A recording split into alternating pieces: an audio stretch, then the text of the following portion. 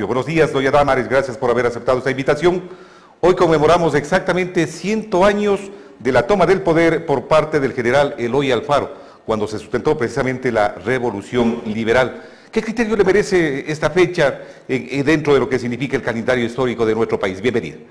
Buenos días, Cayetano, buenos días a la Tapunga, a Cotopaxi, un saludo muy afectuoso a los ciudadanos. Bueno, la Revolución Liberal viene siendo una de las tantas batallas que hemos venido transitando durante largos años para buscar la libertad, la igualdad, el respeto entre unos y otros. Imagínense, la toma de poder de Eloy Alfaro va a ser una de las postas para permitir esta revolución laica. Haber permitido tener un ferrocarril que en aquel momento era uno de los accesos más importantes de la época. Entonces es un inicio de una de las batallas que ahora la estamos tomando, la posta, junto con el compañero presidente Rafael Correa Delgado. ¿Y qué significado también estos 6 años de Revolución Ciudadana? Bueno, la Revolución Ciudadana es un proceso que vino aplicándose en cuanto a la justicia, la democracia, la paz, a ese socialismo de solidaridad, de equidad. Entonces son 6 años de eso, son 6 años de tener justicia, de nosotros empaparnos de todos los problemas que ha tenido el país durante todos estos años de gobiernos pasados, que ya no quisiéramos ni siquiera mencionar, porque atrás ni siquiera para tomar impulso, ¿no es cierto? Entonces el presidente Rafael Correa, junto con un equipo de trabajo, porque los RC, los revolucionarios ciudadanos, somos muchos, somos millones de millones que hemos apoyado al presidente Rafael Correa. Entonces son 6 años de logros, son 6 años de haber dado pasos agigantados para poder cambiar al país, dio un giro de 180 grados, yo siempre lo digo, que ahora el país está viendo los resultados y la ciudadanía, tal es el caso de que 70% aproximadamente de la ciudadanía respalda al gobierno, no solo al presidente Rafael Correa. ¿Se ven progresos en la provincia de Cotopaxi? Parcialmente, yo creo que si bien es cierto el gobierno central ha hecho bastante trabajo, ha puesto bastante empeño para poder mejorar Cotopaxi, si bien es cierto el presidente lo menciona y lo ha mencionado siempre, Cotopaxi ha sido su segunda casa. En Zumbagua él tuvo un año de haber conocido las situaciones de nuestros indígenas, ¿no es cierto? Entonces, tenemos una vía formidable, Cayetano. Yo el otro día estuve justamente en La Maná y qué bonito ver esos cambios en el tema del eje vial. Pero todavía nos falta, yo creo que ahí los gobiernos seccionales deberían ya un poco presionarse a sí mismos y poder empezar a hacer un poco más de gestión. El gobierno provincial incluso creo que ahí tiene muchas falencias en la vía, por ejemplo, a Pango. Yo creo que ahí estamos un poquito quedados, pero por lo demás Cotopaxi ha tenido, a diferencia de otros gobiernos, bastante prioridad para el señor presidente y para el gobierno de la Revolución Ciudadana. Y en este recorrido que han emprendido por la provincia de Cotopaxi, ¿cómo van tomando los cotopaxenses las 8 propuestas de la 8?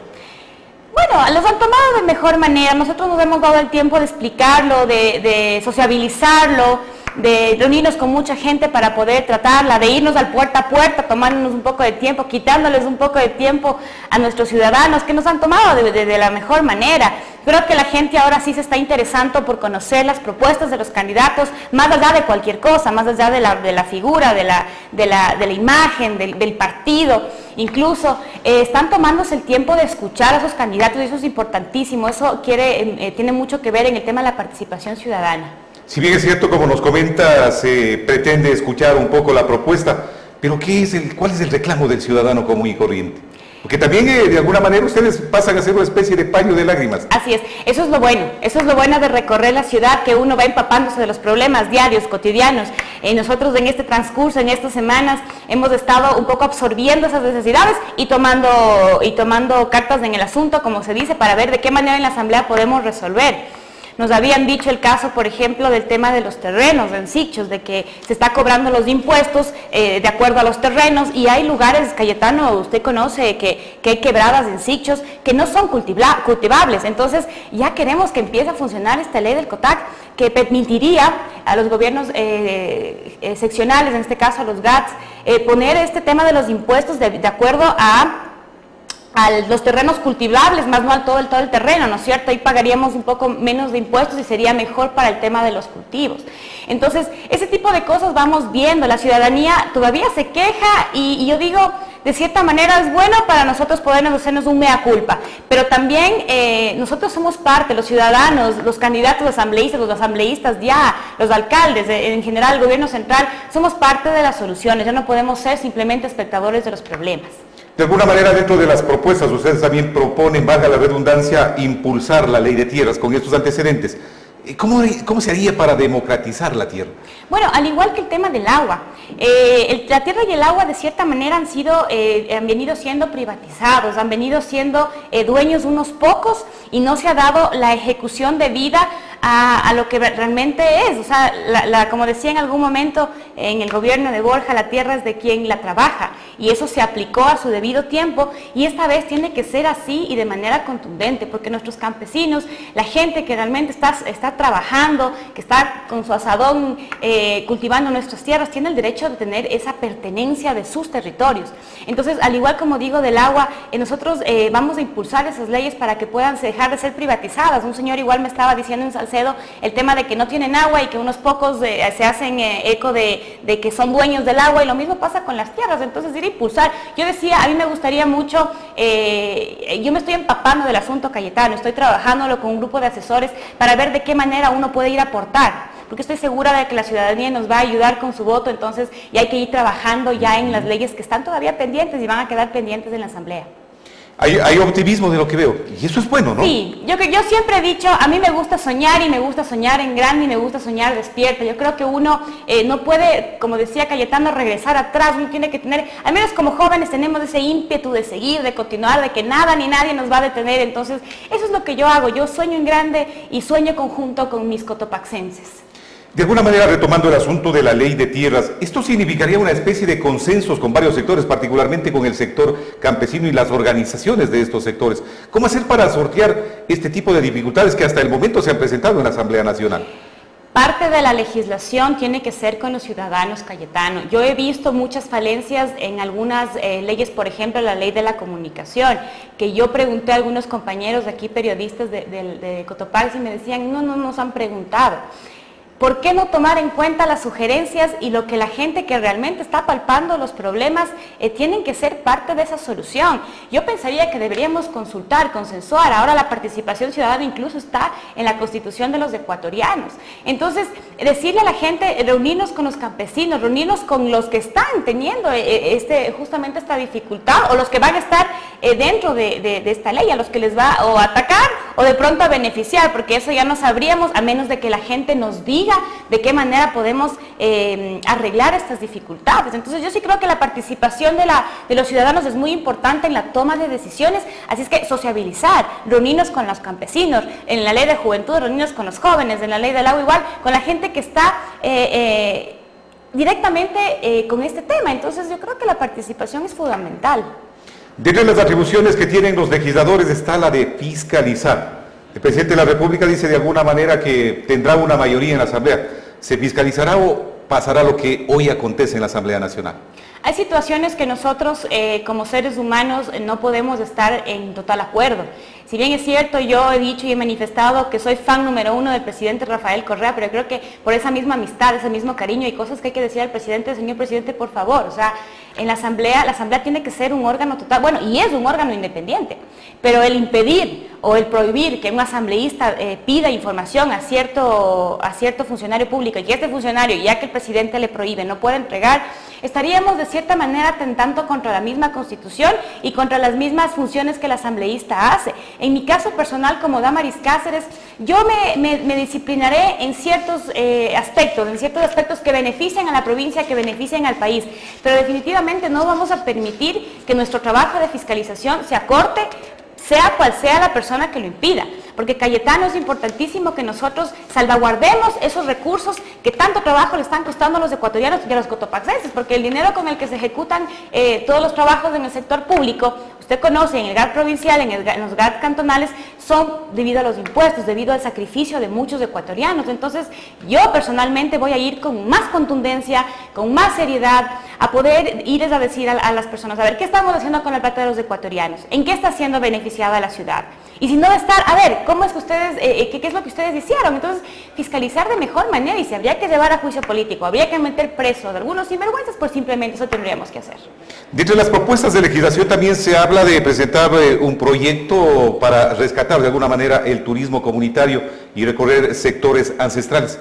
¿En qué consiste esta propuesta, doña Nama? Bueno, el tema del turismo de comunidades es importante. Nosotros, los turistas mismos nos han dicho, y mucha gente que viene de otros países se queda admirada de la diversidad que tiene el Ecuador, de las montañas, de los ríos. Imagínense, en media hora o en una hora nosotros ya estamos cambiando de clima. Entonces, permitir que estas personas de las comunidades puedan recibir a turistas en sus propias casas, Cayetano. Hay muchos campesinos que aún tienen sus chocitas, ¿no es cierto? Entonces imagínense qué bonito que sería que nuestros turistas vengan y convivan con las comunidades, que ellos sean partícipes de lo importante que es el turismo, incluso en temas económicos, de que ellos puedan recibir a los turistas incluso con alimentación. Ahí todavía se usa el tema de cocinar las papas en la tierra, entonces imagínense lo que es para un turista venir y experimentar todo ese tipo de experiencias. Entonces nosotros tenemos que incentivar el turismo comunitario, incentivar que la gente conviva con nuestros antepasados, con nuestros todavía existen incluso en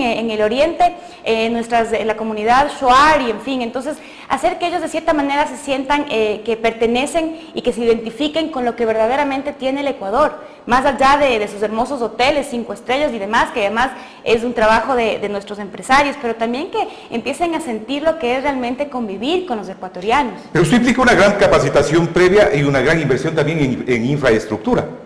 Las inversiones son necesarias, Cayetano, cuando se trata del bien común. En este caso, nosotros podríamos permitir a nuestras comunidades hacer eco de todo lo que ellos tienen para darnos, enseñarnos, incluso nosotros mismos como ecuatorianos. Imagínense que a veces uno ni siquiera conoce exactamente dónde quedan ciertos sectores, ¿no es cierto? Entonces, ir a conocer y experimentar, porque creo que es importantísimo convivir con la gente, convivir con nuestros campesinos, con nuestros indígenas, con todos aquellos que nos dieron lo que ahora somos, ¿no es cierto? De alguna manera hemos visto cómo también en estos últimos tiempos la gran inversión que ha hecho el Estado ecuatoriano en la rehabilitación del Aeropuerto Internacional Cotopaxi. Hemos visto a su señor padre también de alguna manera peleando como Quijote contra los molinos de viento.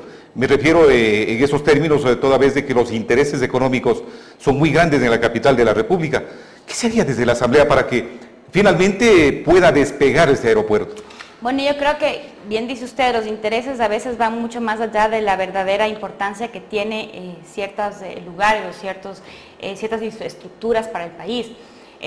Con todo el respeto, el alcalde Barrera ha tomado como eje principal de su gestión el aeropuerto y por eso ha motivado y ha incentivado, según él, ¿no? la inversión y no sé, eso incluso estaría en tema de duda de la manera en cómo se construyó, porque eso incluso está a la voz pública. Ha habido bueno, aquí estuvo el general Paco Moncayo hace 2 semanas aproximadamente e hizo serios cuestionamientos. Así a mí me decían que hay sobreprecio, dice, pero fueron a pagar 100 millones más. Así es. Ajá. Entonces sí, tengo la documentación. Y habría que preguntarle y volver a retomar, porque nosotros ¿sí? Incluso como cotopaxenses preguntarnos, a ver, si nosotros, el gobierno invierte alrededor de 40 millones de dólares en ampliar y arreglarla, ni siquiera ampliarla porque tenemos la vía más grande del país.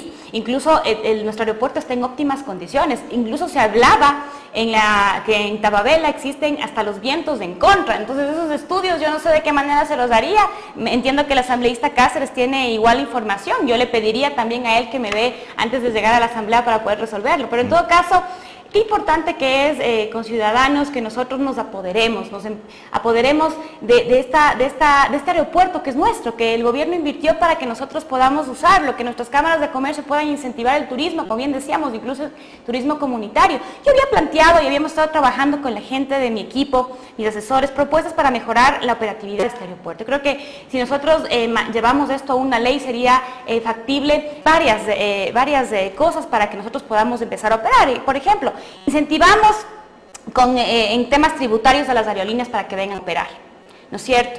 0 limitaciones, no podemos esperar que nos den en la luz verde y más bien empezar a buscar ese aporte, si es que es necesario, extranjero, para que gente venga a operar el aeropuerto.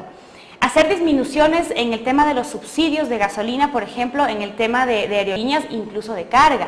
Entonces, empezar a hacer gestiones que realmente incentiven el uso de nuestro aeropuerto. Imagínense lo que es usted. Nosotros tenemos aquí en Cotopaxi y aledañamente las plantaciones de rosas y tienen que irse hasta Tababela, ¿no es cierto? Tienen aquí breves pasos un aeropuerto en óptimas condiciones para poder transportar estos productos. Entonces, yo creo que ya hay que empezar a presionar, y no solo el asambleísta Cáceres, deberíamos hacerlo todos, el alcalde, ¿no? El hacer una veeduría. Incluso uno de los planteamientos es justamente hacer una veeduría con la Cámara Regional, una Cámara Regional de Desarrollo Aeroportuario, donde todos estemos pendientes de lo que sucede y hacer valer nuestros derechos como cotopaxenses, porque el aeropuerto nos pertenece a nosotros y nosotros vamos a permitir que todo el país pueda venir a operar en nuestro aeropuerto, venir estar aquí, lo que los aviones dicen aquí en Cotopaxi. Nos permitiría a nosotros un tema de económico muy grande, de desarrollo económico, y es hora que Cotopaxi tenga ese desarrollo. Ya tenemos mall, ¿no es cierto?